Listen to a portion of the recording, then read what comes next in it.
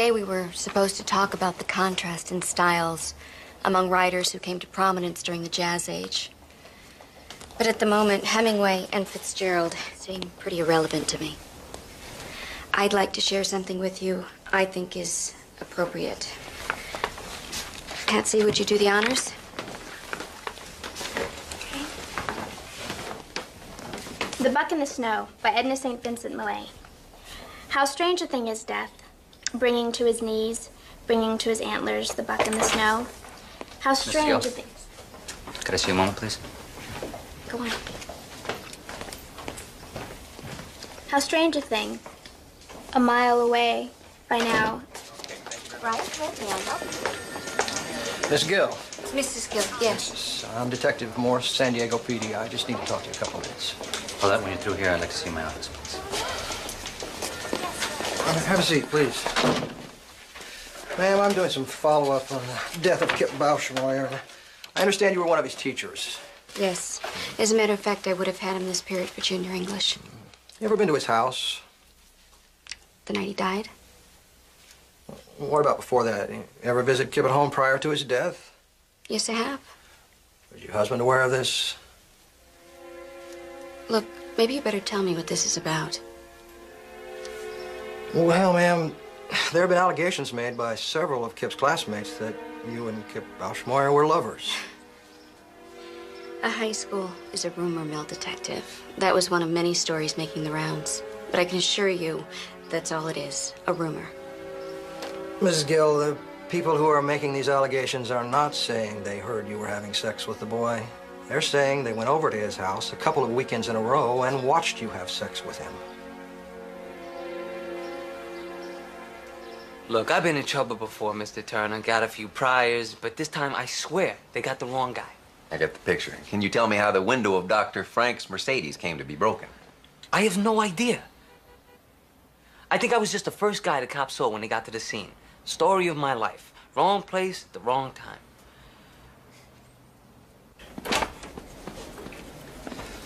I'll call the DA's office, see what they're offering. Well, you got my number, right? I'll be in touch. Everyone's entitled to a defense, Doreen. Oh, I need you to hold down the fort for a couple hours. I'm having my boat painted. I want to be there when they take her out of the water. Wait. Roger Gill just called. He wants some representation for his wife. Who? Honestly, Owen, you really should start reading the paper again.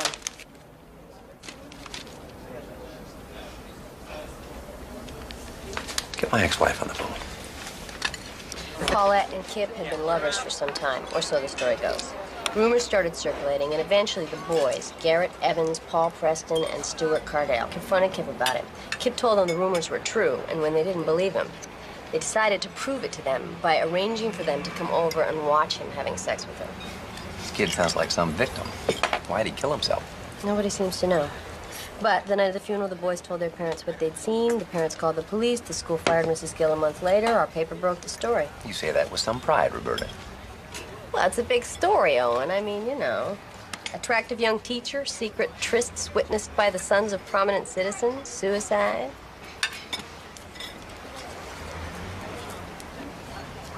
Why the sudden interest?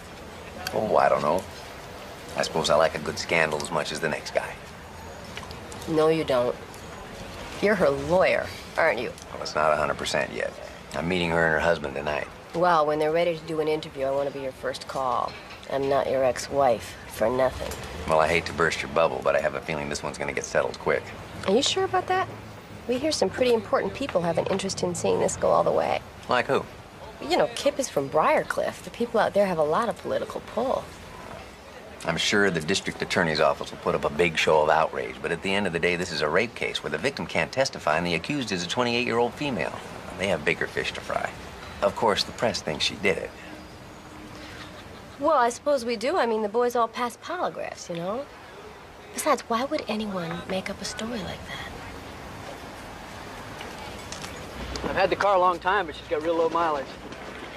I can't interest you in a trade-in. No. We don't need two cars. Besides, my wife can't drive a stick. Well, she looks real clean. Tell you what, I'll grab my jacket, we'll take her for a spin. We got to be at the lawyer's at 5. You represented a guy at work on a DWI? This guy said he was definitely over the limit, but somehow Owen Turner got the whole thing thrown out of court. What? That guy recognized me.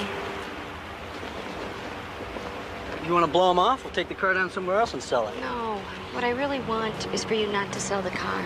Why don't we meet with this lawyer first and see how much it's going to be? I already asked. It's $5,000 just to walk through the doors. You ready to go, Mr. Gill?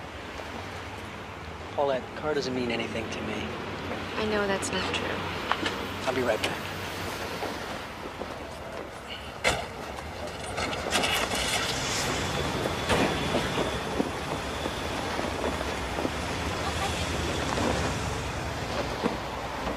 For those of you who have never had class with me before, let me tell you what you can expect. This is junior English. We're going to be studying some of the great works of Excuse me, literature. Mrs. Gill. This here is Kip Bauschmore. Hey, Kip. Oh no, here's trouble. Nice to see you too, Patsy. Hi. Just go find a seat. Go, now. I'm in love. I wonder if they like those jokes on unemployment, Bushmeyer. If I were you, Mrs. Gill, I'd separate him from his cronies. He's a lot less funny without an audience.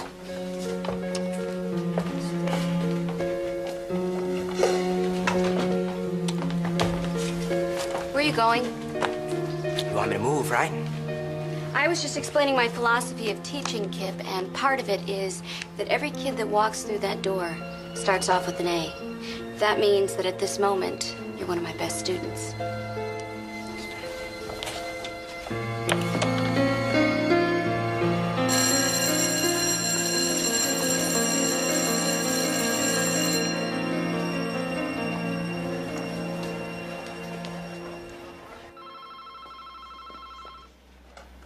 Law offices?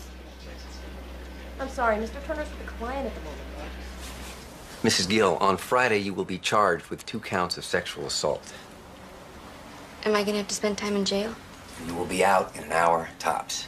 Now, the good news is their case sounds very weak. I gather they don't have a shred of physical evidence, and obviously the victim can't testify, so... That's just what the other lawyer said going into the school board hearing. Mr. Gill, I understand you were out of town on the nights in question. Is that right? That's right. I have National Guard duty 2 weekends a month. I do have an alibi for one of those nights. I was out to dinner with Patsy Newbeck. Oh, who's that, a girlfriend? Another one of my students. I understand you also spent some time with Kip outside of the schoolroom. Would you describe him as promiscuous? What the hell kind of question is that? An important one. Promiscuity can be a defense on sexual assault. That's going to be your defense? She did it, but it's okay because he wasn't a virgin? Mr. Gill, look. No, you look. I thought I explained this over the phone. My wife didn't do this. These people are on a witch hunt. And we need a lawyer who's willing to take them on. Mr. Gill, I understand that you have both been through hell. Now, if you want something for your pain and suffering, I suggest you contact a civil attorney. I'm a criminal defense lawyer. My job is to see your wife acquitted by whatever means the law allows. It's been really tough on Roger. After I was fired, he had to drop out of school and get a job. And the publicity has... It's been really hard to take. Well, I can tell you it's only going to get worse. That's why I'd like to explore the possibility of a plea bargain. But I'm innocent. You didn't ask me that, but I am. Sometimes I think those of us in law enforcement can lose track of what's really important. Like being able to send your kids off to school without worrying about them being molested. So am I concerned that the prosecution of Paulette Gill is a waste of time and money? No. In fact, I would say the message I'm getting is quite the opposite. Pam, if you have any follow-up questions, come on. Thank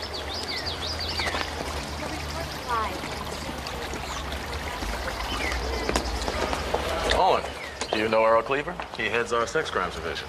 By reputation. Your reputation precedes you also, Mr. Turner. Shall we find a room? I understand your office initially declined to press charges? Only because of the difficulties associated with prosecuting without Kip's testimony. Since then, new evidence has surfaced that convinced us that this prosecution was warranted. I was just telling Earl what a zoo it was this morning. Given the nature of this case, I think it's safe to say we should all anticipate intense media scrutiny. Yes, well, it's good to see you're doing all you can to minimize that, Earl. Given all the hoopla, I'm surprised you didn't assign a second chair. Oh, Hugh is the second chair. I'm the lead prosecutor on this. You mean you personally? Hugh is a fine prosecutor, but the DA and I both felt that given the public interest in this case, the most experienced hand should be put on. But we're getting ahead of ourselves, and we're here to avoid going to trial. Here's our offer. She pleads guilty to 1 felony count. We drop the other charge. We recommend that she does 2 years probation. And we'd also want some guarantee that she never teaches school again. Are you serious? Oh, it's a fair offer. If this goes to trial, we'll be asking for the maximum on both counts. She could do 4 years. Oh, come on. There's no evidence that this relationship, if it even existed, was anything but consensual. That's not informed consent, is it? We like our case, Mr. Turner. We have 3 eyewitnesses. These boys are nice kids. Good, solid families, and nothing to gain by lying. Sure impressed the hell out of the grand jury. There's also the statement she gave the police on her. She acknowledges she was in the house twice in November to help him with some personal problems. She did it. We know she did it, and it's going to be easy to prove. Well, I still can't take her an offer like that. She claims she's innocent. Well, I guess we'll see in court.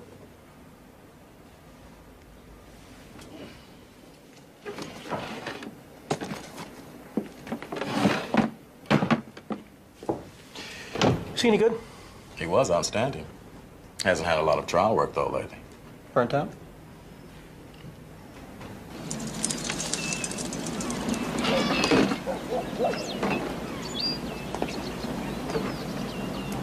Miss Gill. I saw you on TV again. Yeah, I'm getting to be a real celebrity, Danny. I'll tell you, it's not much fun. Well, at least you look good. I mean, that's something, right? What's with the books? Don't tell me you're back in summer school. Afraid so. Y'all know what happens. The weather turns nice, suddenly my grades go south. You know, I was gonna ask you, you think you could help me with my homework again this summer?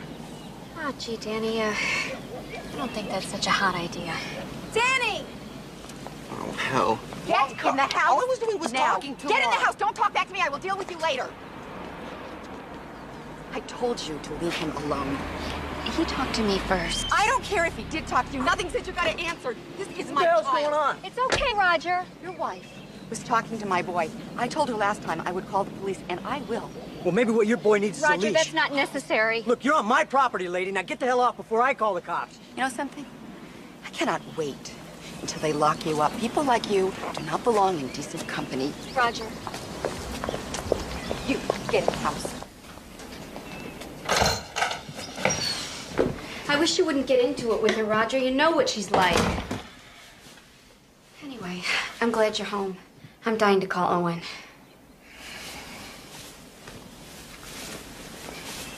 Trial starts in 8 weeks. You called him? That's right. I knew he wasn't gonna be able to make any deals. I figured I'd spare you the grief.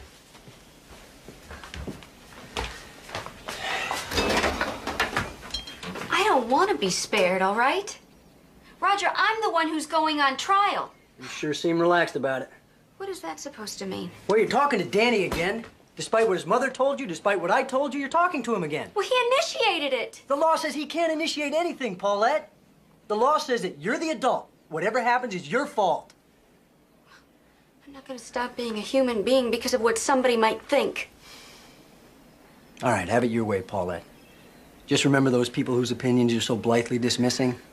That's who's going to be sitting in that jury box.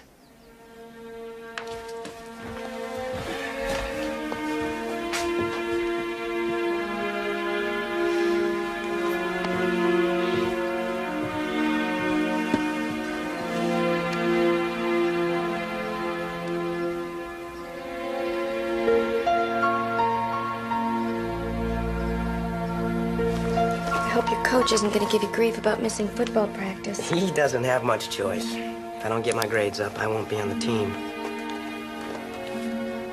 You know, Kip, you have a real flair for language. Your spelling, however.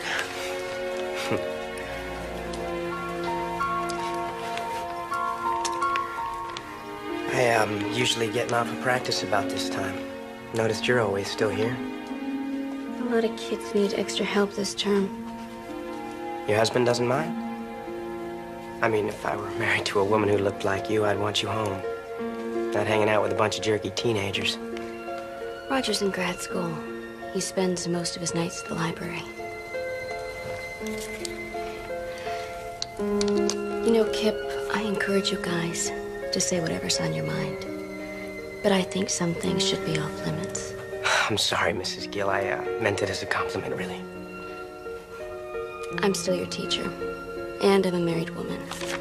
Don't compliment me too much.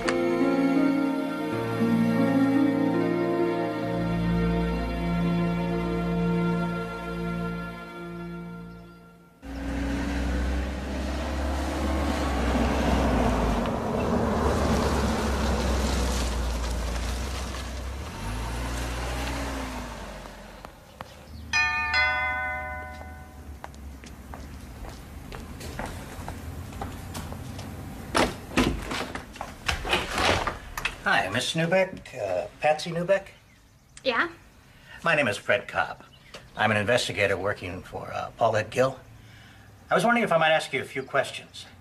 Mrs. Gill was telling me that you and she had dinner on November 17th last year. We had dinner together lots of nights. There's not one that really sticks out. Sorry. Miss Newbeck, Mrs. Gill also told me that when she was fired, you went to the school principal and told him that these boys had to be lying. You think we could talk a little bit about that? All right. I'll come in for a moment. Thank you. Maria, por favor. Look, it's true that I went to the principal, but just to say that I didn't believe these guys. I never said that I had any first-hand information about what they might or might not have seen. But you did have dinner with her on one of the nights in question? I might have. I just don't remember. I'm sorry, Mr. Cobb. I don't think I'm going to be of much help. What's going on here? Who are you? Fred Cobb. Mr. Newbeck, is it? He's a private investigator for Paulette, Daddy. I think you'd better go. You have no business sneaking around the neighborhood trying to catch people off guard. But I invited him. Stay out of this. My attorney is Buddy Reston of Reston and Myers. Yeah, write that down. You have any more questions for my daughter, you give him a call. Oh, and thanks for your time, Miss Newbeck.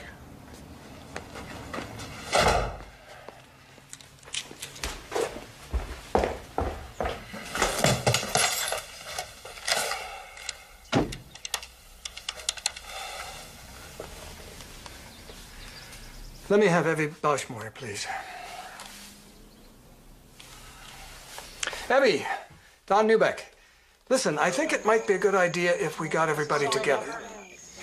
Hey, let's not overreact here. It's not like she wasn't going to put on a defense. So I spoke to Earl Cleaver, let him know what's going on. I also spoke to my own attorney, who tells me that we're under no legal obligation to cooperate. What about witnesses planning on testifying for the prosecution? Makes no difference. Stewie and Garrett are under 18. They can't even be contacted without your consent. But Paul just turned 18, Don. He still has to give his consent, Margie, unless her attorney gets a court order, which Cleaver thought was very unlikely. Would you excuse me for just a moment? Sure. I'm so sorry you all got dragged into this. Evie, you put that thought out of your head. Garrett has told me many times that he has no regrets. And Stewie and Paul feel the same way. Hey, where are you going? Out. Without saying hello to our guests? I'm in a hurry. Suit yourself. But the problem will still be here when you get back. Look, Daddy, for the last time, I don't know anything about Paulette and Kip. I think you do know something. The way you and that Gill woman palled around, hell, you probably know everything. Patsy, do you understand that it's not just about Kip's family anymore? Do you know that if Mrs. Gill is found not guilty, she can turn around and sue the boys and their families, our friends, for everything they own? And there's a bigger picture here, Patsy. There really is. Somebody has got to protect our way of life from sleazy influences like that. Do you understand that you go to a public school that is better and safer than most private ones? You think that happens by accident? Well, if it happened in Briarcliff, Daddy, I'm sure you had something to do with it.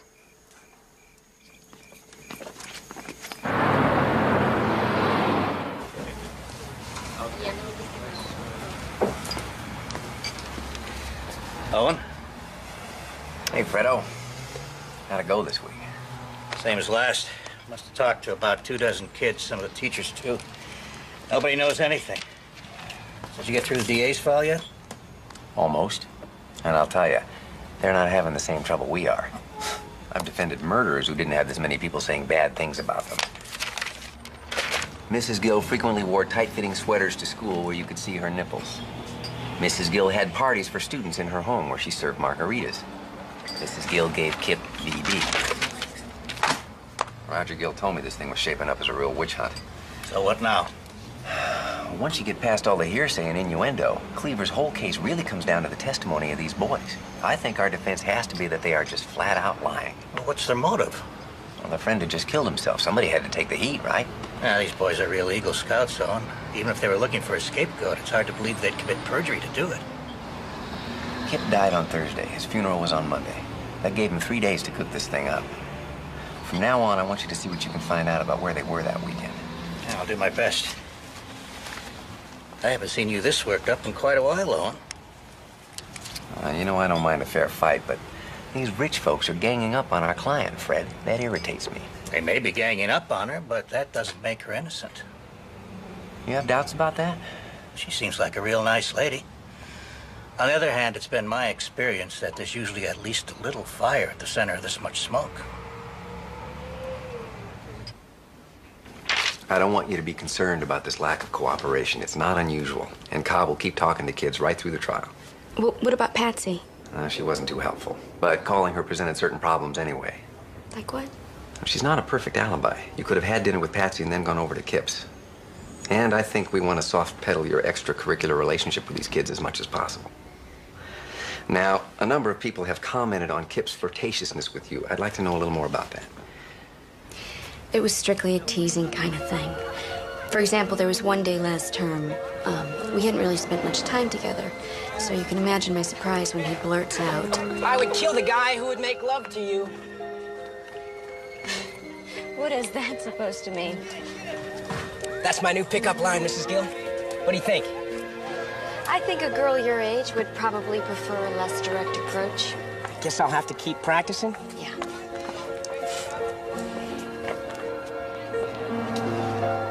You never reported this behavior to anyone? If I reported every boy for every comment he'd made, I would have spent half my time in the detention office. I understand. But subsequently, you went to his home alone in the evening. Now, the prosecution can argue that you were responding to a sexual invitation from him. What nobody has mentioned yet is that there was another side to Kip. When he was alone with me, he was completely different. Serious, sensitive. That was the side I was interested in. I don't think he believed me. It's not his job to believe you. That pickup line business, you never told me about that either. You never told me he said anything that overt. Didn't I? No? I guess I was just embarrassed. I'm sorry. Listen, it's still light. You want to stop and get some coffee or ice cream or something? No, Paulette. I just want to get home.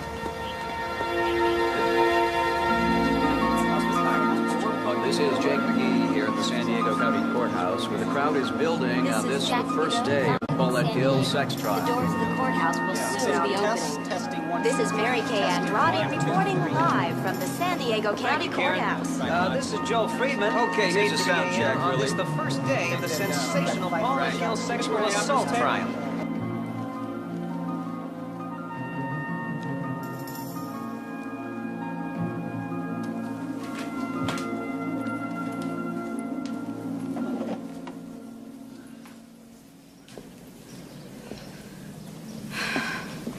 Relax, Roger. We have plenty of time. I'm gonna wait outside.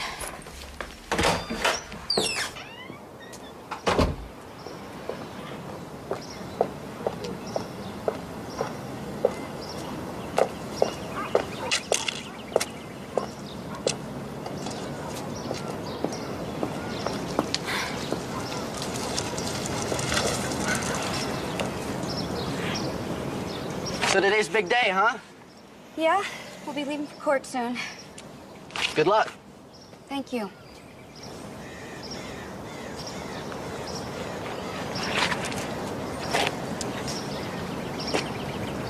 So how's school? Well, actually, I'm running for student council. Can you believe it? Danny, that's wonderful. Yeah. I mean, it's just for class rep, but, actually, I gotta give a speech this afternoon. I had to come up with a platform and everything. You want to take a look at it? Oh. Now's not really a good time. Besides, your mom would kill me. She already left for work. Please, Miss Gill? It'll only take a second.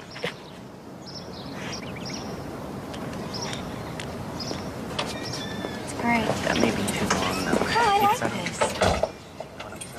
And then if I could do a full Paulette, for crying out loud! It's all right, Rogers. Mom's at work. I'll just be 1 minute. Okay. But you know what's great is that you're in with Joe right here. So I'd like to tell you that I'm going to speak. And I'm going to end it here with one also. That's really good. Kids really respond to her, huh? Oh, yeah. My wife loves teaching Owen.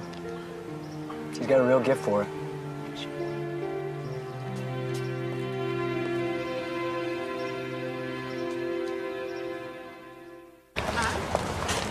There they are!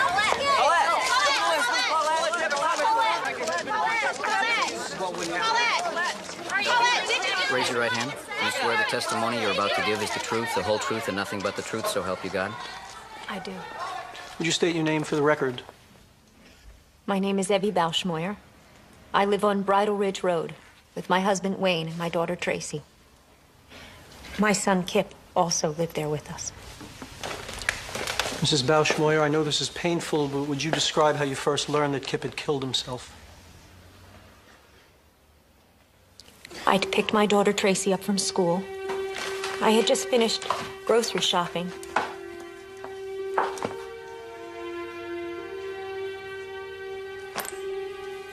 Tracy? Is your brother in his room? That boy skipped school again. I don't know what I'm gonna do with him. Tracy? Tracy?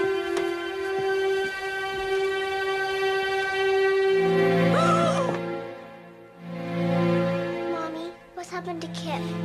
He's sick, honey. Come with me. Tracy, now! Call a doctor. I called my office. I asked them to notify the authorities.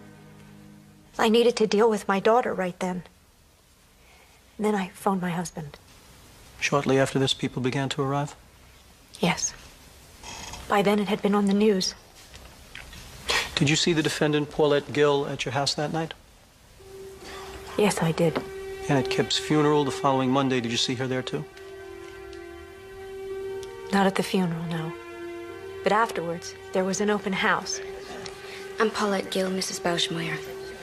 I had Kip for English. Well, thank you for coming.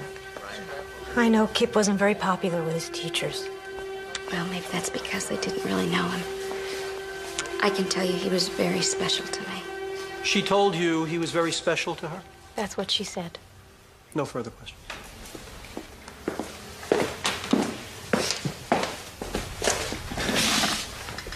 Mrs. Bauschmoyer, isn't it true you blame this woman for the death of your son? I wouldn't say that, no. Naturally, we wonder what influence she may have had. Isn't it also true that when the DA's office initially declined to file charges, you called persistently until that decision was reversed? My son had been molested, Mr. Turner. How do you know? I have the word of people I trust. Plus, my own impressions of her conduct at the open house. I believe you said she came by to pay her respects, told you she taught your son, liked him personally, and gave you a hug. That's correct. What is it exactly you find so peculiar about that, ma'am? It was obvious she thought of herself more as a friend than a teacher. So you find it strange that she liked Kip enough to consider him a friend? Objection, argumentative. Sustained. Mrs. Bauschmoyer, there were other teachers at Kip's funeral, weren't there? At the funeral, not at the open house. On the nights of November 17 and 24, do you have any knowledge of Paulette Gill coming to your home? Well, Kip's room was at the other end of the house. We wouldn't have any idea what was going on in there. You had a dog. Wouldn't your dog bark if a stranger came to your home at night? I suppose she would. Did you recall her barking on either of those nights? No.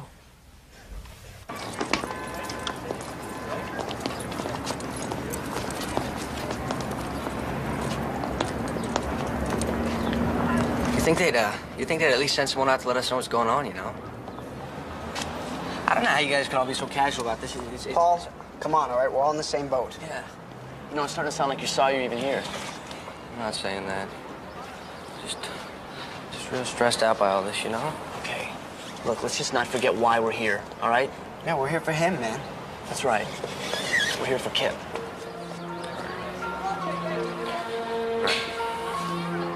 Come on. I don't believe it, not for a second. You saw how she was with me just now. The same way in class, always looking at me. Ask Paul. She's like that with everybody. No, she's Right. not.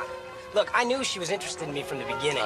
One night I hit on her, and she's like, oh no, I'm a teacher and I'm married. So I figured I was wrong. Then a few weeks later, she asked me to go have coffee with her. Starts telling me about how her husband doesn't understand her. That was a month ago, boys. I've been having her ever since. Come on. Look, I know it's hard to believe, Well, but it's impossible to believe. Wait a minute. Wait a minute. This time, you gotta put your money where your mouth is. I'm looking for Leland Gruen. Yeah, who are you? Name's Fred Cobb. I'm a private investigator working on the Paulette Gill case. You Mr. Gruen? Yeah, that's me, but I don't know what I could tell you because I only went to school there for about a year. Okay, thanks. Say, how'd you happen to come talk to me? Mrs. Gill gave me a list of students she thought might have something good to say about her. Mrs. Gill was all right to me. She tried to get me to stay in school. I wouldn't want to testify or anything.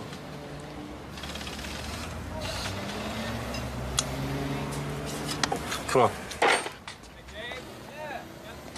These other guys, Garrett, Paul, and Stewie, were part of the most popular crowd in school, and Kip had been part of that crew too, but there was some kind of falling out. And it was around this time that we all started hearing rumors about him and Mrs. Gill. Then Kip kills himself. And all I know is that the night after Kip died, Garrett, Paul, and Stewie and a bunch of other kids went out to the ice house to... The ice house. What's that? It's a factory out near Miramar, and kids from school used to go out there and party, and I heard that's where they decided to make this up. I talked to a lot of kids this summer. Why haven't I heard about this before? Oh, I know I wasn't in any rush to come forward. Personally, I don't care what people think, but my parents had just joined a country club. No, wait a minute. Are you saying you felt that you were discouraged from coming forward? You guys really are in the dark about this, aren't you? Kip's family and the families of the other three, they've had their own investigation going on since last year. And in Briarcliff, the word's out. You're either with them or against them. I honestly don't see any grounds for delay, Mr. Turner. Your Honor, I now have reason to believe that much of this new evidence that Mr. Cleaver claimed as his reason for filing charges comes from a group of citizens who have a vested interest in the outcome of this case. As I understand it, all those people are doing is trying to protect themselves from any possible civil action from Mrs. Gill. There's nothing illegal about that. And I hardly think the existence of this one boy proves widespread coercion, Mr. Turner. Your Honor, this one boy's statement alone raises questions about the credibility of the rest of the boys who are going to be testifying here. What possible reason could I have for filing charges if I had any questions about their credibility? Well, it got Evie Bauschmeyer off your back, didn't it, Earl? The way I figure it, this trial's a win-win proposition for you. My job is simple. I look at the evidence and I look at the statute. If I get a match, I prosecute. Your request for continuance is denied. The only thing that's relevant here is where the defendant was on the nights of November 17th and 24th. And that's what we're going to find out right now. Proceed with your witness. Mr. Preston, what was your reaction when Kip Bauschmeyer first told you of his relationship with Mrs. Gill? It just didn't seem possible. I mean, I'd seen the way they were in class, and I knew she liked him. But I still thought, she's a teacher, no way. And how did Kip respond to your disbelief, Mr. Preston? He said, I guess I'm just gonna have to prove it to you then. Let's talk about the weekend of November 17th. You and Garrett had been over there during the day? Yes, sir. Kip told us that she was coming over that night and asked if we would go help set up his room so that we could see. And what were some of these preparations? His window was kind of high up, so we had to stack some paving stones to stand on. And he had these curtains that we had to rig so that we could see better. And what happened after you finished setting up his room, Paul? We went home. And then later I picked Garrett up and we drove back over to Kip's. I knew what kind of car Mrs. Gill drove because I'd seen it a bunch of times at school. It was parked right where Kip had said it would be. Now at this point we're thinking maybe she's just over there talking to him, right? But on the way up to the house I started to get cold feet.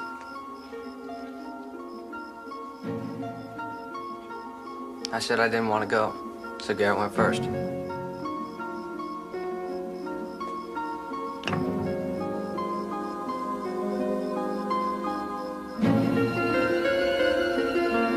I was scared we'd be caught. And then after a minute, he comes back and he says, somebody's about to do something to somebody. And that's when I went up to the window.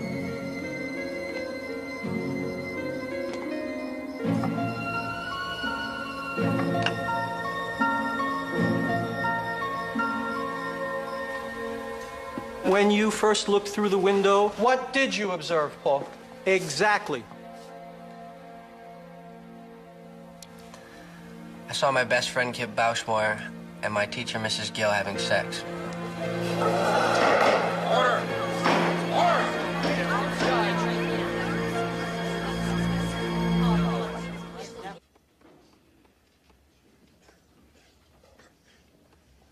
Your witness, Mr. Turner.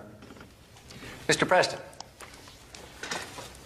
yesterday you described preparations you made in order to better see Kip and the defendant having sex. For example, you stacked up some stepping stones. Do you recall why you did that? It made it easier to see. Your Honor, may I? Would you step over here, please?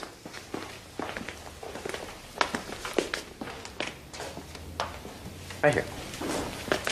Now, I want you to imagine that the jury box is Kip's bed. Earlier, some photos were introduced indicating that the bedroom window is 5 feet from the base of the house. How tall are you, Paul? I'm 5'10". 5'10". Now, I want you to look at the jury while I measure out 5 feet.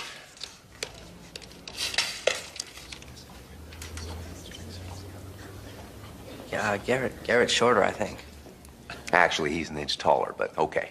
I'll measure out 2 more inches.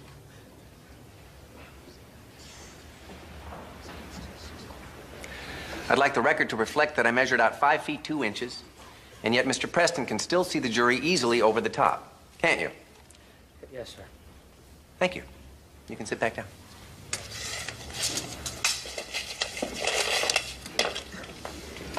Now, when you were before the grand jury, you testified that after Kip and Mrs. Gill had made love, he turned the lights off to signal that they were finished. Do you recall that being part of the plan? Yes, that's right. He said, when I turn the lights off, you guys have to leave.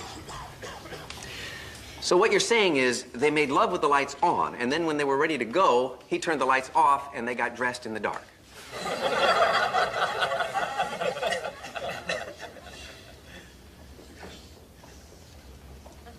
Yeah, well, maybe a lot of the stuff we did wasn't necessary, but it's not like any of us had any experience with this kind of thing. That'd be one explanation. Another might be that you guys made up the story and then never got around to going over to Kip's house to see if it checked out. That's not true. And we never discussed this among ourselves until after we gave our statements to the school. Have you ever heard of a place called the Ice House, Mr. Preston? Yeah, I've heard of it. It's a place kids from school used to hang out sometimes. And weren't you hanging out there the weekend after Kip died, along with Garrett Evans, Stuart Cardell, and several others? Yeah. Yes, sir. I suppose we were. Yeah. And Kip had just committed suicide, and yet the subject of what you had all witnessed between Kip and Paulette Gill never came up. Is that your testimony, Mr. Preston? Mr. Cardell, could you please tell us what happened on the weekend of November 24th? The weekend of November 24th, Paul and I were staying over at Kip's house. His parents had already gone to bed. We were just getting ready to watch video when the phone rings.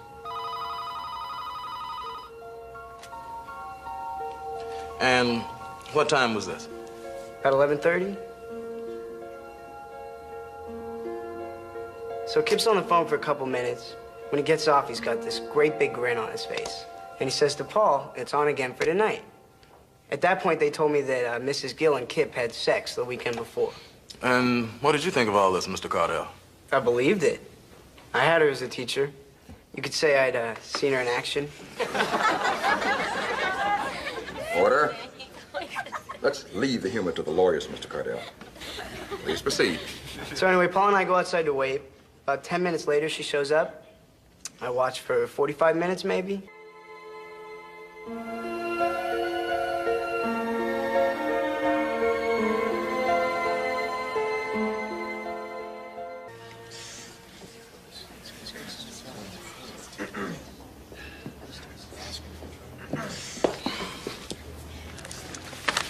Now, how was Mrs. Gill as a teacher? She was okay. She actually went out of her way to give you a lot of extra help, didn't she? Yeah. Did she ever make any sexual overtures to you? No. So when you say that her actions contributed to your conclusion that Kip and Paul were telling the truth, what are you talking about? It was just a feeling I got. After Mrs. Gill left, did you guys talk about what had just happened? You know, I don't think we ever really talked about it until after we gave our statements to the school. You mean even at Kip's funeral? And when you were all together the night he died, you didn't talk about it? I don't believe so. What about when you were all out at the ice house, Mr. Cardell?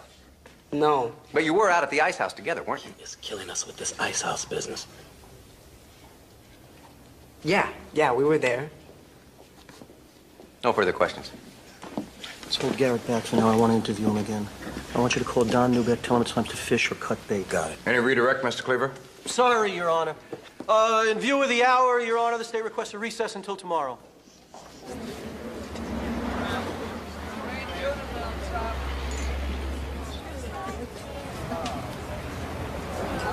You were great today.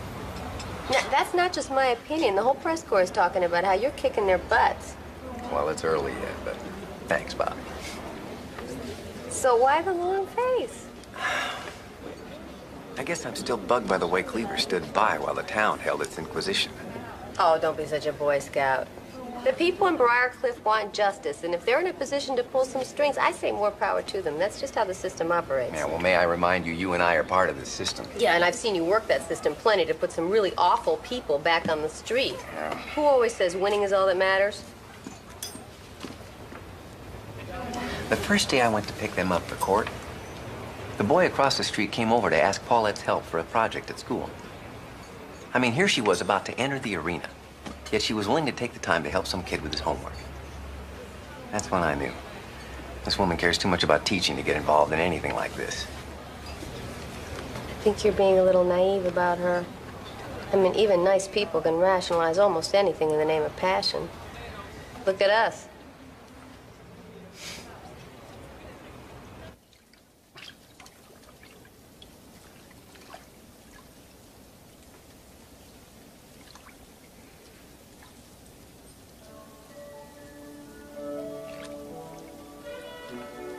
Roger?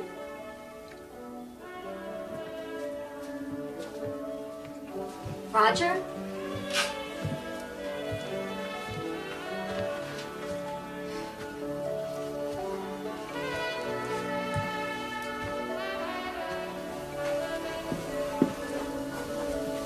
You know, it occurred to me I haven't cooked for you in ages, so I decided to whip up a special batch of my stir fry. Come here. This is really sweet of you. Like it? Sit. Thank you. Just go in. Would you like some champagne, my dear, huh? Champagne, too? It's either that or Diet cranberry juice. Decided to live dangerously.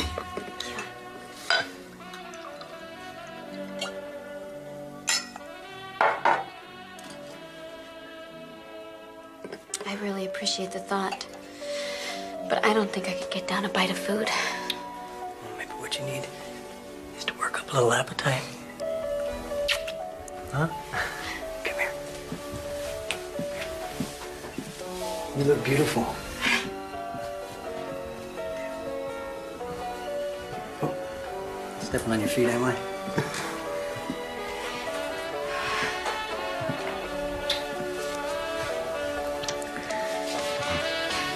I don't feel very attractive right now. Oh, you are, believe me.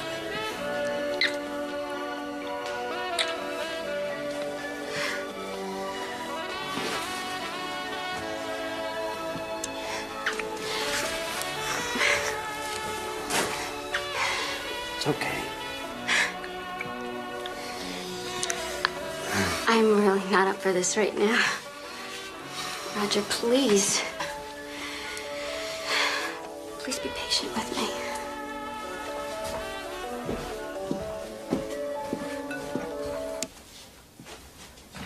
As the boys' vice principal, it was my decision to transfer Kip Bauschmeyer into her class. Miss Gill ran a somewhat informal classroom, but I thought the boy might do better in that environment. Did he? At first he did. But then I kept hearing that she was keeping him after class a couple times every week. Objection. Your Honor, this is blatantly misleading. There is no offer of proof that anything but studying went on at these after-school sessions. Let me see you two lawyers up here right now.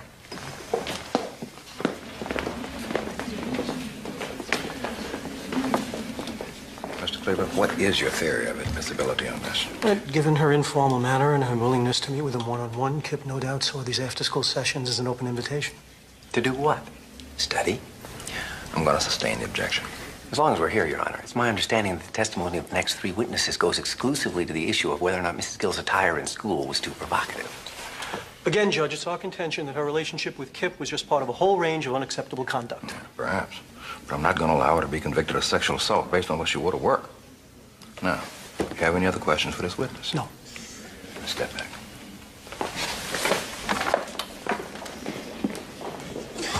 Mr. Garcia, you're excused. Thank you. You have any other witnesses you can call at this time? We do, Your Honor. She's not on our list, having only recently come forward, but she is in the building and ready to testify. Call your witness, Mr. Cleaver. The state calls Patricia Newbeck.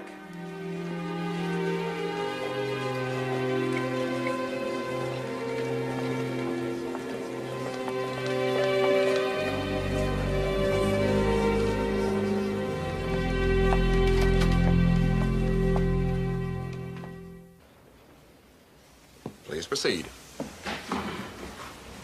Miss Newbeck, your relationship with the defendant was more than the usual teacher-student relationship, wasn't it? We were also close friends, yeah. How did your friendship come about? At first, it was based on my schoolwork. And then as we discovered we had mutual interests, we started hanging out together outside of school. You mean you would socialize in each other's homes, maybe go out to eat? Yes. I'd like to call your attention to the night of November 17th, 1992. Do you recall where you were between 9 and 11 that night? Paulette and I had dinner at Joy Garden. It's a Chinese restaurant near school. Do you recall the conversation? Yes, I do. You asked my opinion, Patsy, and I'm telling you, I don't think you should be giving Bobby that kind of commitment. We really love each other. Why is it so hard for everybody to understand? I understand. I was in college. I was dating Roger. I was in love. And now here it is a few years later. And people don't always evolve in the same direction. God, Paulette, you and Roger aren't having problems, are you? I love Roger, but I don't think either of us really... She went on to say that since Roger had started grad school, he had gotten totally caught up in his work. She said he was distracted and losing interest in her. And had another complication in the Gill marriage developed at this time? Yes. Paulette told me she might be falling in love with Kip Bauschmeyer. Did she say what those feelings were based on?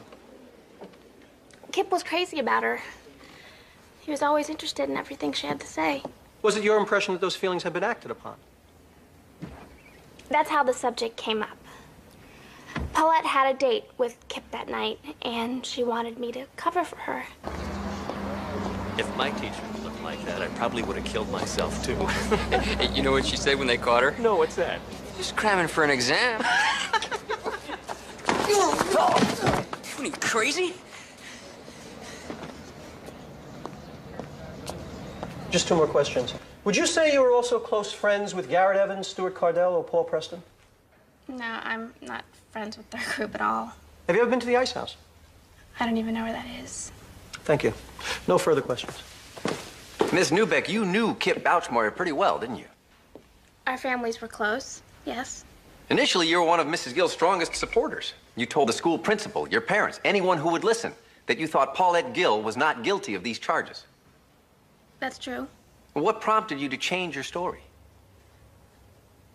Paulette and I were friends, but I felt that what she had done was wrong, so I decided I couldn't support her anymore. When was that? I don't remember exactly. Miss Newbeck, this is a statement you made to the district attorney's office in April of this year. Do you recognize it?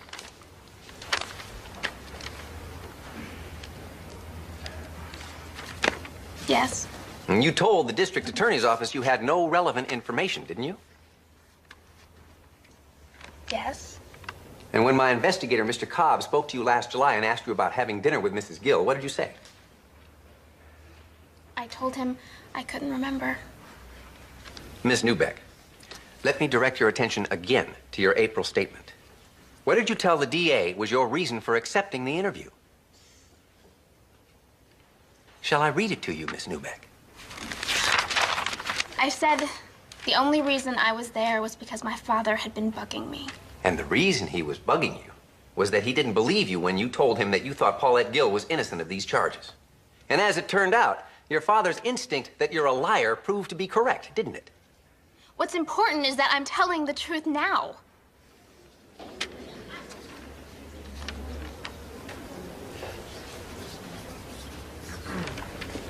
No further questions.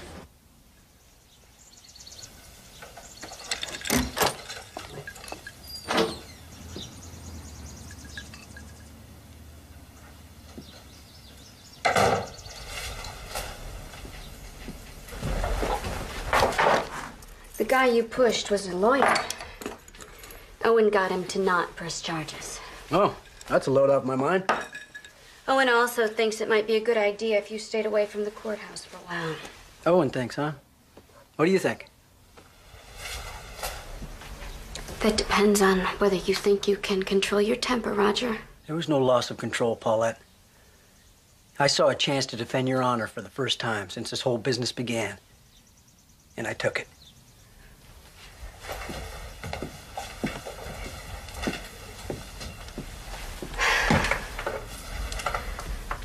If you'd like to listen, I'd like to try to explain about Patsy. Discuss our problems with her or not? She took things I said at different times out of context. What context could there possibly be for talking to this girl about our marriage? You know, I never liked the way you were with those kids. How accessible you made yourself. But I didn't say anything because I figured that was your call. And because I never dreamed that what you were sharing were intimate details of our family life, Paulette. When kids come to you, asking advice and sharing their secrets, you find yourself responding in kind. Is that such a crime? That depends on how far it went, I guess, huh? Are you asking if it's all true? No, but when they say you didn't keep your distance, they're not wrong, are they? You did cross over the line, and you brought this down on us as surely as if you had slept with him. Maybe it's not such a bad idea if you did stay away from court. Well, I wish I didn't have to go to court, believe me. Our friends in the press, they'd have a field day. I don't care much about appearances right now. Well, I do. I'm not going to give those bastards any satisfaction. Let me spell it out for you. I don't want you there anymore. If that's the only reason you have for coming.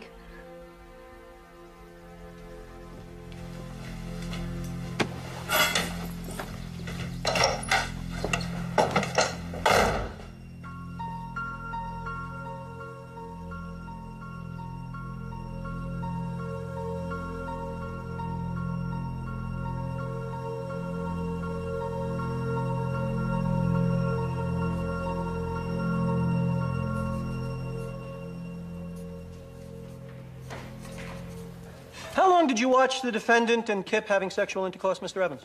About a half hour, of which I was at the window maybe 10 minutes altogether.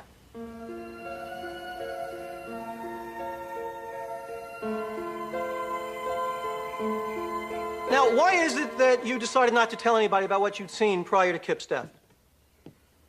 Kip asked us not to. He was worried about getting Mrs. Gill in trouble. And I think also we felt a little ashamed. Now, this place, the Ice House, you and your friends did go out there. Yes, sir, the night after he died.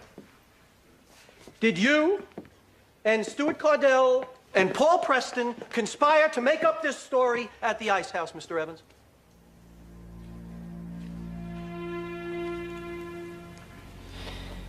That would have been impossible, sir.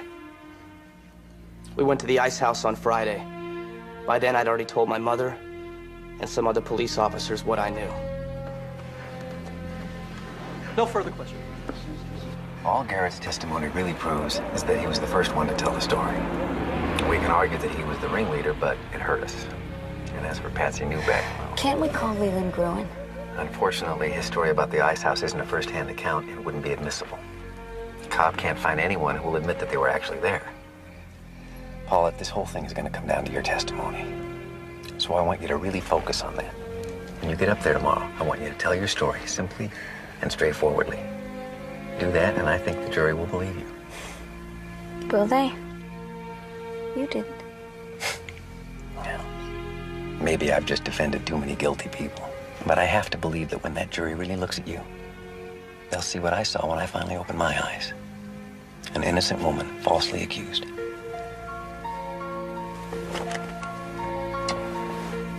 Good night, Owen. Okay, 1:15. Here's the 5-day forecast for Southern California.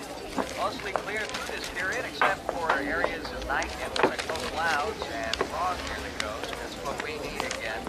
Lows overnight of 52, highs expected in the daytime of 72. A little bit warmer inland, of course.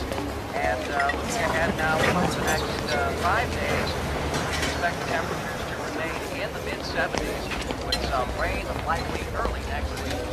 We'll be right back after this message.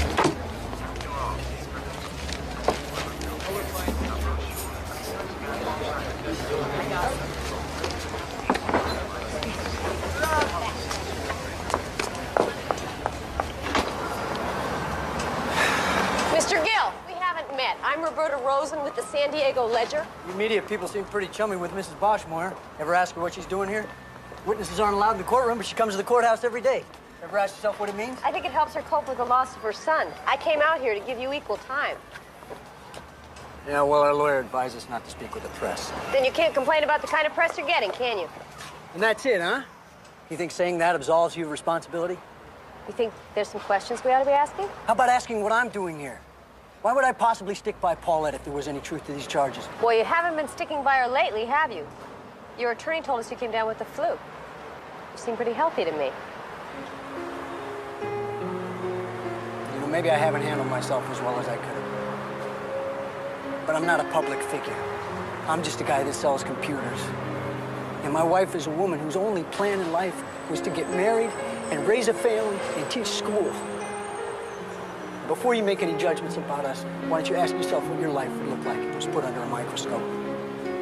I love my wife, Miss Rosen. Excuse me.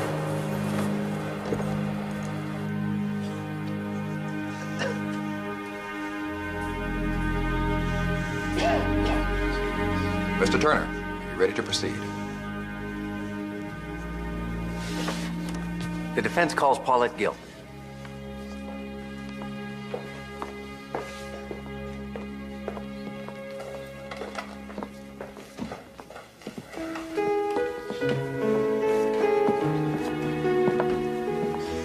Raise your right hand.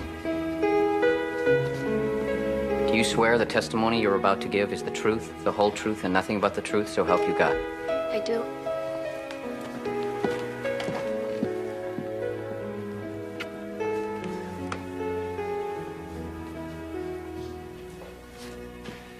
Mrs. Gill, why did you decide to become a teacher? I'd always admired my own teachers, and I liked working with kids. And how long had you been at Briarcliff High School when you met Kip Bouchmoyer? About 2 years. We heard testimony that the decision to transfer Kip to your class was based on the idea that you and he would have a rapport. Is that your recollection?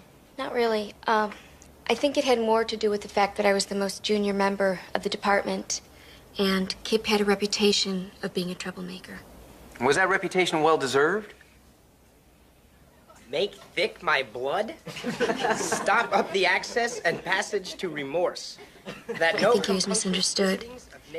Teachers sometimes forget that while you're testing the kids, they're also testing you. Come to my woman's breasts and take my milk for gall. I'm not saying we didn't have our moments, but overall, I think we did end up with a pretty good rapport. We also heard testimony that you spent time with kids outside of school. How do you account for that? All I can say is that I grew up in a very small town where our teachers were our neighbors, people we saw at church. So it just seemed natural to me. And it was just a couple of students like Patsy that I felt particularly close to. And was Kip another one of those students? Not at first, but there came a time when Kip began to seek me out on a more individual basis. Do you recall what brought that on?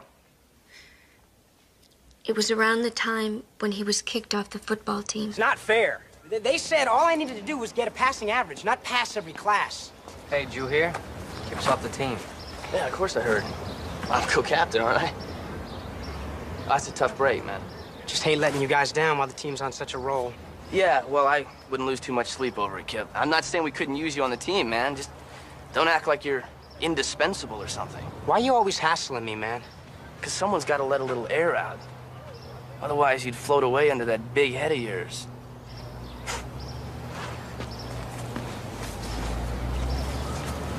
Guys, let's go. Blim said he'd give us a ride.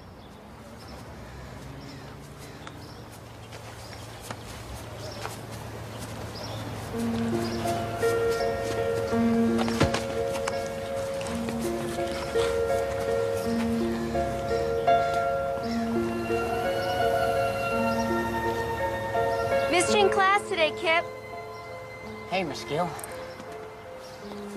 I had to go down to the principal's office, get this thing with my grades straightened out. I told him what he needed to do was get some more teachers like Mrs. Gill. If they were all as pretty as her, the whole football team would be on the honor roll.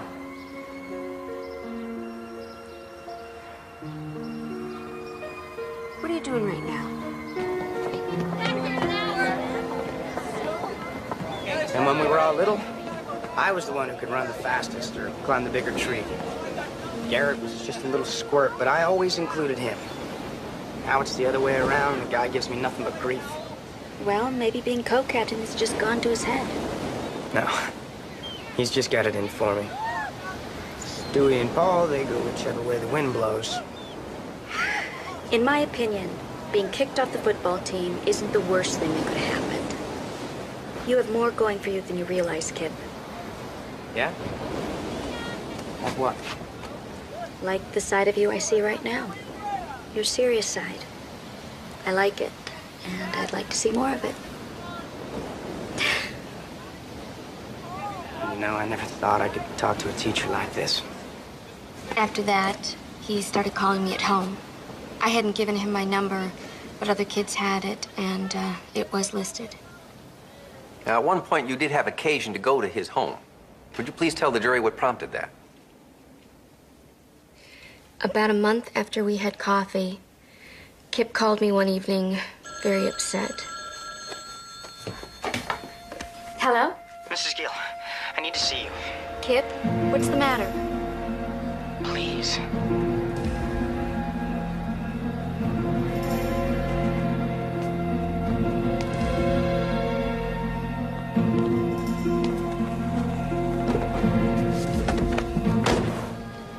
So when they thought my grades were going up, they bought me a car, right? You saw it in the driveway. Then I didn't do too well on my midterms. Now they're gonna take the keys. Do you even have your license yet? That's not the point. I mean, it's just something else for them to hold over my head. Meantime, Paul had a big party. Never even called me. Life's a mess. I don't get a car. Might as well go into exile.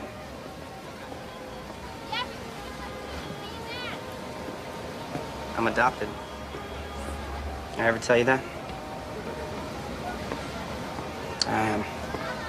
My older brother got all A's in school. Dad always asking me why I couldn't be more like Michael. Of course, Mike's their natural son. Let's see, that makes me what? The unnatural son? I'm sure your father doesn't feel that way. What about your mom? They just don't get it. Not like you do. You're the only person I can really talk to.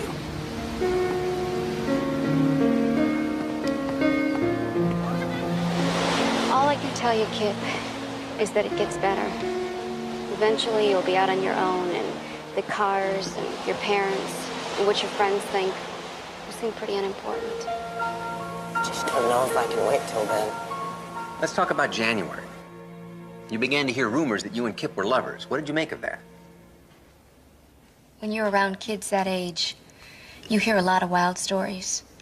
But then somebody told me that Kip himself was the one who had started the rumors. And how did that make you feel? Used, betrayed. When I asked him about it, of course he denied it. And why didn't you report him to the principal, Mrs. Gill? At the time, I thought if I spoke to him myself, it would put a stop to it. Did it? No. I learned later that he continued to tell his friends that we were sleeping together. Paulette knows you're Until finally there was a confrontation. You say a word to What are you anybody. gonna do, Kip? Hit me? What are you gonna do, Kip? She just called you a liar. You're not gonna let her get away with that, are you? She can say whatever the hell she wants to say. It's true about me and Mrs. Gill. You guys all saw the proof. This is your proof? A pair of women's underwear you could have bought anywhere? Hey! Whoa! These have that freshly bought look, now, don't they? give me those. Gary, Oh, hey! Give them to me. Yeah, right. Give them to me. Hey, Give them. teach his underwear. Give them to me. Oh, hey, I'm Give me those.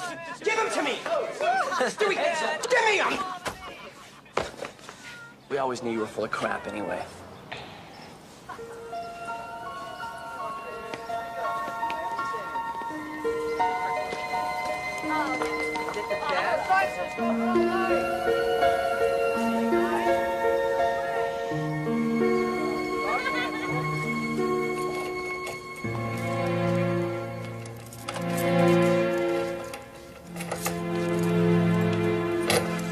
What's the matter? Think you know? Kip, I've had a long day. I don't have time to play guessing games. I'm talking about Patsy. She comes up to me today in front of everybody and accuses me of spreading rumors about us. I can't believe you put her up to that. I didn't put her up to it, Kip. You told me you didn't start the rumor. I accept that. Let's just leave it there. There was more to it, though. Guess you can't blame people for talking. But that's the way it always goes for me. As soon as I get close to a girl, she backs off. Kip, listen to me. There was never anything more between us than friendship. And there was never going to be.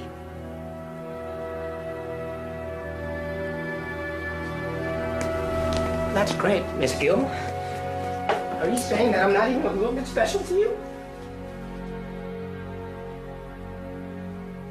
That was the last time that I saw Kip. And 3 days later, he killed himself.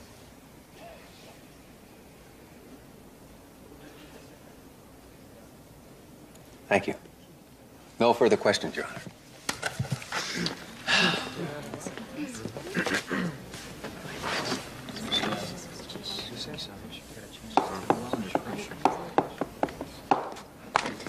So it's your testimony that you never had sexual relations with Kip Bauschmoyer. Yes, it is.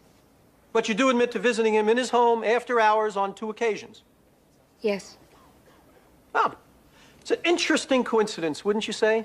These 3 boys say you went over there twice. You say you went over there twice. Can you account for this similarity in both stories? No, I can't. All I can figure is that maybe Kip told them that I had been over there as part of his proof that we were sleeping together. Do you deny having dinner with Patsy Newbeck on November 17th? Not the way she described it. We had dinner, yes. Oh, I see. So once again, only the sex part is a lie. Your Honor, I think we can all do without Mr. Cleaver's sidebar editorializing. I agree. Watch your tone, Mr. Cleaver. Sorry, Your Honor. Mrs. Gill, about these problems you say you were helping Kip with, you have some training that qualifies you to counsel troubled kids? No special training, no. The school has guidance counselors, don't they? Couldn't you have referred Kip to one of them? Or told his parents that he was having difficulty? Some of his problems had to do with his family, Mr. Cleaver. So no, I didn't think that was appropriate. And when you realized Kip was developing romantic feelings for you, you also declined to tell anyone in authority. Was that because you were afraid of being asked what you'd done to lead him on? Perhaps that was part of it? Because you had led him on? Because women get asked that question a lot. Mrs. Gill, let's talk about the second time you went to visit Kip at his home. I noticed you didn't have much to say about that on direct examination. There wasn't much to tell. It was pretty much the same as the first time. He called me. He sounded upset. I picked him up. We drove around. When he calmed down, I brought him home. Mrs. Gill, your own testimony proves this was a far different encounter. Because by then you knew that this young boy was interested in a lot more than hand-holding, didn't you? Yes, I knew he had a crush on me. And yet you went to see him anyway. You, a married woman, a teacher. This student calls you, and you rush right over there. You drop whatever you're doing. Now, would you do that if you didn't have some feeling for him? He sounded like he was in trouble, Mr. Cleaver. No, Mrs. Gill. I submit you went because you cared for him, too. All right, Mr. Cleaver, I admit it. I cared. It's hard not to care about a kid who wants to be liked so much. And yes, looking back, I think that maybe it wasn't the greatest idea to go over there. But at the time when he called me, begging me, please come, Mrs. Gill, you're the only person in the world I can talk to, I didn't stop to think, Your Honor. Gee, what's everyone gonna think? I just went. Your Honor. I cared. Mrs. Gill. I thought good teachers were supposed to care. Gill. It's enough now. Mrs. Gill, do you need a moment? I can go.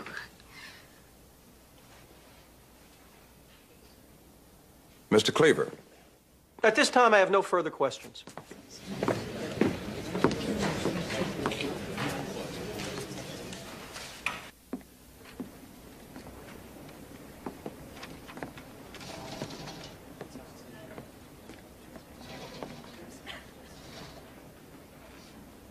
Ladies and gentlemen, during jury selection, I asked each of you what you thought we should expect of our teachers.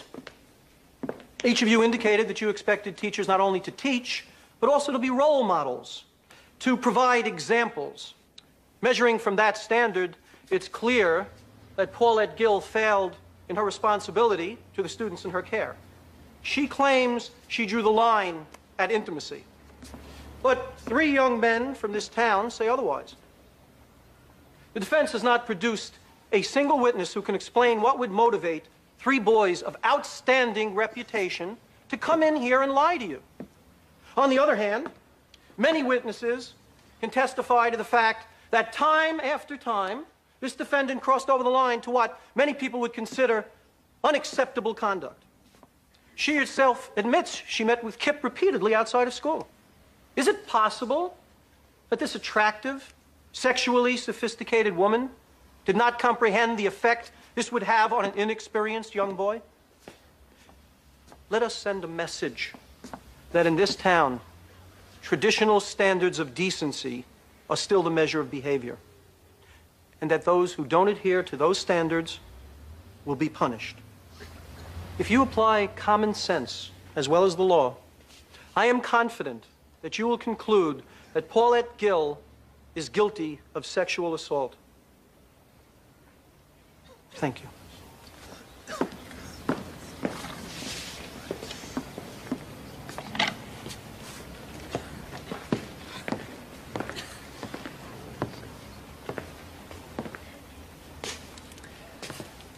From the beginning, I felt that the most extraordinary thing about this case was that it was being prosecuted at all. She was intimate with him. That's what they say. Maybe Kip and Paulette did have a kind of intimacy, the kind that occurs when one person reaches out to another person and says you're not alone.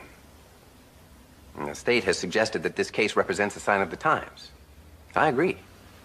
I think that the prosecution of this woman suggests that we have reached an age when simple human kindness is so rare that those who act out of it come under immediate suspicion, particularly by the people who, in this case, were unable to do what Mrs. Gill was able to do. Reach this boy. And it is my opinion that they want to blame her for his death because their only alternative is to blame themselves. As to why these young men lied, I can only speculate. Maybe in the wake of Kip's death, they honestly wondered if there wasn't something to his story after all. Maybe they felt guilty. And if the price of easing that guilt was the reputation of this teacher, this outsider, well, so be it. Remember, folks, they could not have foreseen it would come to this. They simply told their parents, who called the police, who informed the school. Somebody tipped the press off, and here we are. deciding the fate of this woman on the basis of this same absurd, childish story. It has come to this because at every step of the way, people who should have known better stood by and did nothing. Well, I submit to you now that it's high time somebody in this case stood up and did the right thing. And I'm sure that you will. Thank you.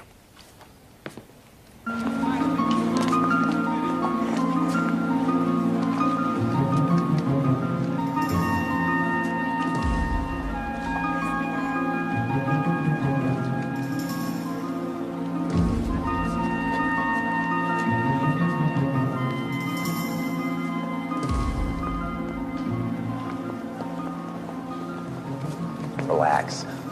They have 2 weeks of testimony to go over. I'll be very surprised if we hear anything before tomorrow. Paulette, I've just been informed by the Bouchmoyers attorney the Bouchmoyers are filing a civil action against me. On what grounds? I haven't had a chance to go through it. I'm sure they've cooked up some theory of how Paulette deprived them of their son. Paulette, now this is really a nonsense suit. No, it's not. This thing is never gonna end. It's all right. No, it's not. I love you, Paulette. We'll get through this. I'd just like to say that money is not the issue here. My concern is that this woman not be allowed to teach anywhere else. My son Kip is gone. But what about the other kids that are still out there? What do they have to look up to? What are their teachers representing to them? Mrs. Bouchmoyer, isn't this lawsuit a little inconsistent with your testimony last week when you said that you did not blame Mrs. Gill for Kip's death? Well, since then, new information has come to light. Mrs. Gill's own testimony shows that such an influence existed. Ma'am, are you just looking for a scapegoat? That's not the kind of people we are. Jury's back. Let's go. Hurry up, go back. Hurry up, let's go. Michael, come on, let's get it go, guys. All rise.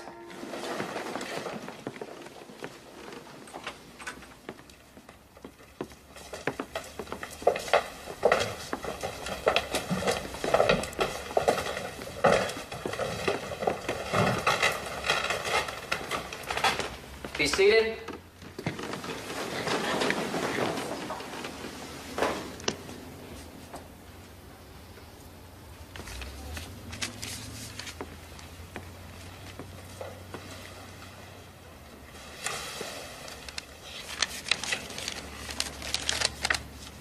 What do you suppose it means, jury only being gone an hour?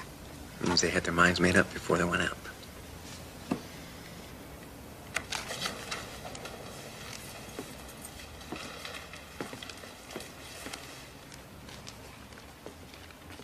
Will the defendant please rise?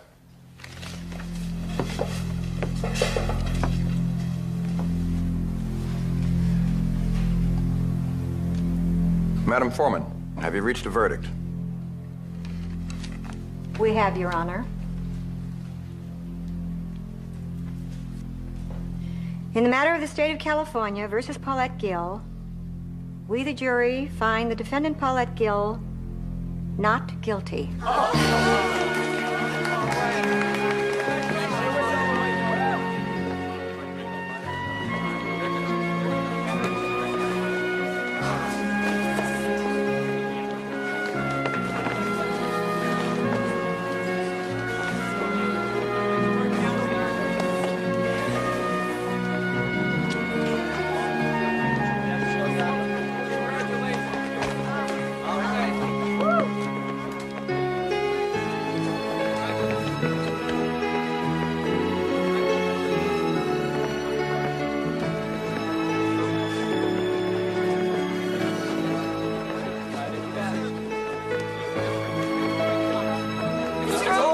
The jury has spoken, and we accept their decision. Now, you'll have to excuse me.